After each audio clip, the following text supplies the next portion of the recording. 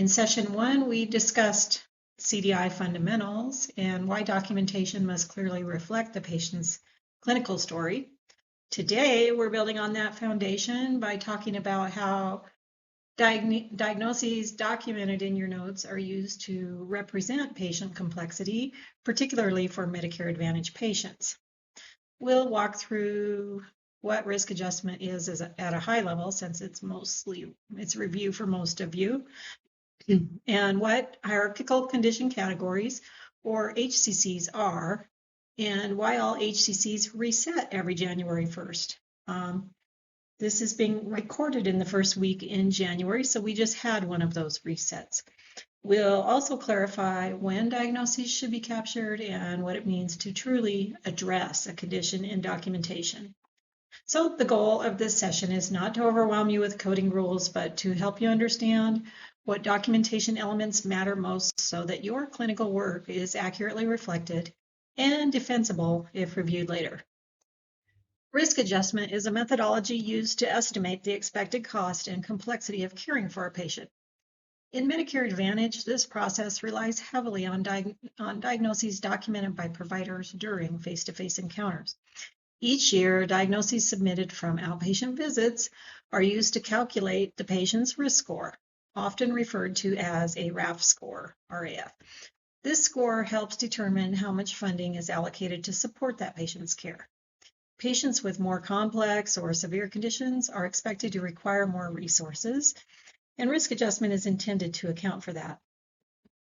The key point to understand is that risk adjustment starts with provider documentation. I like to say documentation drives the code. I think I may have said that before. If a condition is not clearly documented, it cannot be captured for risk adjustment, period. If a condition is not clearly documented, it cannot be captured for risk adjustment, even if the condition is very real and clinically significant. This is why documentation clarity matters.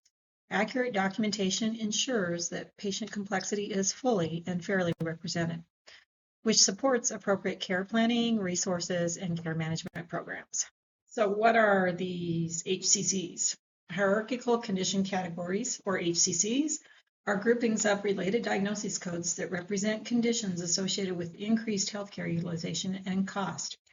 Not every diagnosis maps to an HCC, but those that do generally represent chronic, serious, or high-impact conditions. So this is your cancers, your diabetes, your AIDS, your COPDs and CHF, and severe chronic diseases. HCCs are hierarchical, meaning that more severe manifestations of a condition override the less severe ones. For example, complicated diabetes will outweigh uncomplicated diabetes. This was the case in terms of HCC scoring in the past. Currently, they have the same weight because they're still gathering data, I believe, but that's expected to change probably next year or in future years, where they will have enough data to truly determine the weight of each of the individual complications. So all your diabetic codes pretty much weigh the same right now, but it's important to document each complication fully, accurately, and to the highest level of specificity, because that is the data that's being gathered, and that is what will drive the more specified, more definitive weights in the future. So anyway, this hierarchy is designed to avoid double counting similar conditions while still recognizing severity. So if we end up with two diabetes codes where one has a heavier weight than the other, they're both diabetic complications, so that with the heaviest weight will be the one that CMS takes. It won't be one for each. However, that said, there are combination codes for some complications, such as CKD. I was trying to think of diabetes, actually. But there are some complication codes that, when combined with other certain diagnoses, will drive a combination code that provides for an extra weight, an extra score to be added. And again, that supports the reasoning behind, always documenting to the highest level of specificity, making linkages, discussing severity, things like that.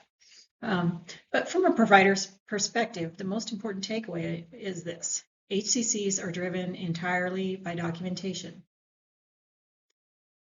HCCs are driven entirely by documentation. Coders and health plans cannot assume severity or complications. Now, our coders are helping you find these things and presenting suspects to you. But in the end, it's up to you to decide whether to accept that code or not. The decision regarding the diagnosis and the treatment is yours. So these coders are doing something more along the lines of CDI work or pre-charting. However, our coders on the billing end of things can only capture the codes that you documented. So only the diagnosis that you documented. And of course, whatever diagnosis you document, if your codes are being captured in Athena, it will only provide a code that is as specific as you gave it. The same with our other tools, such as Insight AI. So coders and health plans can't assume severity or complications. If documentation lacks specificity, the patient may be underrepresented in risk adjustment models. Clear, specific documentation ensures that clinically significant conditions are recognized appropriately. One of the most important concepts in risk adjustment is the annual reset that occurs on January 1st.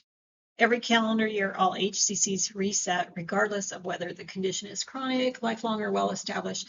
So this is being recorded in the first week in January, so we actually just had that reset. So we are starting with a fresh slate for the year. So this means that conditions such as diabetes, CKD, heart failure, or COPD, any other HCCs, must be redocumented each year to be captured again for risk adjustment. So that's redocumented each year, every year, or they just won't get counted. It's like amputations grow back, lifelong conditions no longer exist, even though we know none of that's true for the patient, but in the eyes of CMS, that's how it is if you don't document and code those HCCs each year. The diagnoses from prior years do not automatically carry forward. It's also important to note that simply leaving a diagnosis on the problem list does not meet this requirement. There has to be evidence that the condition was addressed in the current reporting year. The condition must be documented in the visit note during a face-to-face encounter and must be clinically relevant to that visit, meaning, if the diagnosis has some influence on the patient care, even if it's not the reason the patient is being seen.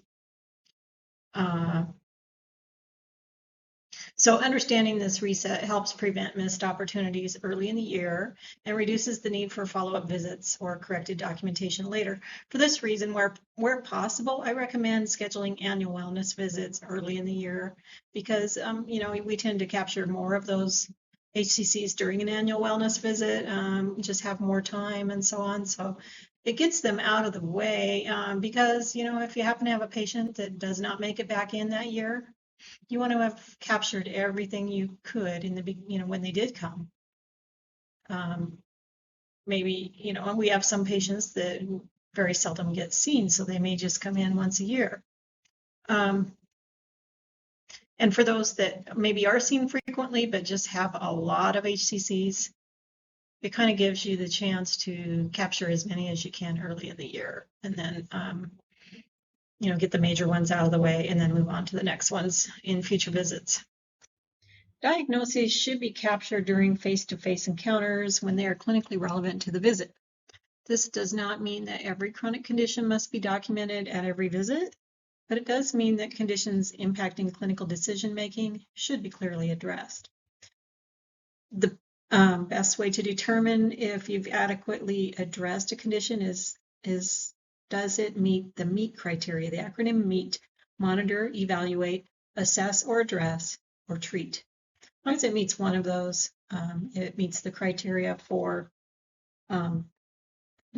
being addressed, so to speak, during the visit, and can be counted for risk adjustment purposes. The best time to capture chronic conditions is often during annual wellness visits, as I mentioned earlier. At least, yeah, I think that's the best time, in my opinion, anyway. Comprehensive follow-ups are good. Visits where the condition influences the assessment or the treatment or the monitoring. For example, diabetes may have an influence on the way you treat multiple other disease processes.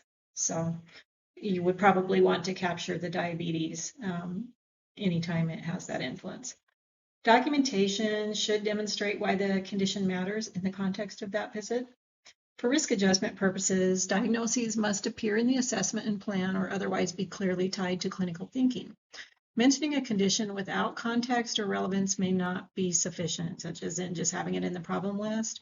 The goal is to document conditions in a way that reflects their role in patient care, not simply just to list a diagnosis. This is a good reason for keeping the problem list cleaned up and having those historical conditions moved over to the historical side and chronics categorized together. I would even go so far, as to say you could probably organize your chronic HCCs under chronic and then your non-HCCs together in another area. I don't know if it would be acute or something else. Of course, that would depend on your EMR, but I think we can do that in Athena. So to be valid for risk adjustment, a condition must be addressed during the visit. This is commonly summarized, as I said, using the MEAT framework. Addressing a condition does not require an extensive narrative. It could be as simple as noting stability, a medication refill, reviewing the labs, or refills or adjustments, reviewing the labs, acknowledging how the condition affects treatment decisions. What matters is that the documentation shows the provider recognized the condition and considered it in the care planning. So for example, documenting that CKD influenced medication choice or that diabetes remains controlled on current therapy demonstrates that clinical relevance. Clear documentation of this nature helps to ensure that your diagnoses are defensible if they're reviewed later. So to summarize, risk adjustment begins and ends with provider documentation. HCCs are used to represent patient complexity, but they rely entirely on what is documented in the medical record. All HCCs reset each year on January 1st, making annual documentation essential, even for lifelong conditions. Diagnoses must be captured during face-to-face encounters and clearly addressed in the note to count. Understanding these principles helps ensure that your patient's complexity is accurately reflected, supports appropriate care resources, and reduces audit risk. In the next session, we'll take this a step further by focusing on problem list management and RADV audit expectations. We did touch a little on problem lists today, but we'll go a little more in depth into those things. Thank you for watching, and we'll see you next time around.